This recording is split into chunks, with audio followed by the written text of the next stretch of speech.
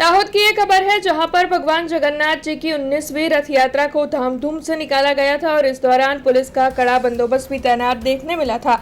दरअसल दाहोद जिला के सांसद जशवंत सिंह बाबोर, कलेक्टर सुरभि गौतम, जिला प्रमुख स्नेहल भाई दरिया, विधायक कन्हैयालाल किशोरी, जिला पुलिस वड़ा जयदीप सिंह ज्वाला, सुधीर लालपुरवाला, कमलेश राठी, ललित प्रजापति और अन्य नेता अग्रणियों की मौजूदगी में भगवान श्री जगन्नाथ जी की आरती कर उनकी रथ यात्रा निकाली गई। आपको बता दें कि भगवान जगन्नाथ जी की इस रथ यात्रा में बड़ी तादाद में भक्त शामिल हुए।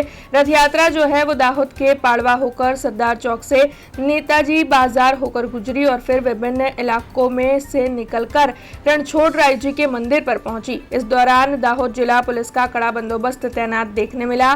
कोई भी अघटित घटना ना घटे उसका खास ख्याल पुलिस विभाग की ओर से रखा गया। तो वहीं रथ यात्रा में विभिन्न झांकियां आकर्षण का केंद्र बनी रही और महिलाओं की ओर से इस दौरान डांडिया भी खेला गया। तो वहीं पारंपरिक आदिवासी डांस की पेशकश भी रथ यात्रा के दौरान देखने मिली। बड़ी तादाद में भक्त जो है उत्साह से रथ यात्रा में शामिल हुए और विभिन्न इलाकों में रथ यात्रा का स्वागत करते हुए नजर आए। आज रोज भगवान जगन्नाथ जी की 19મી रथ यात्रा सवारे 9 वागे महानुभावना पहिल विधि पछी समयसर निकली गई है। हमणां हालमां 12 वागे विसामा पर पहोंचवानी तैयारीमां छे।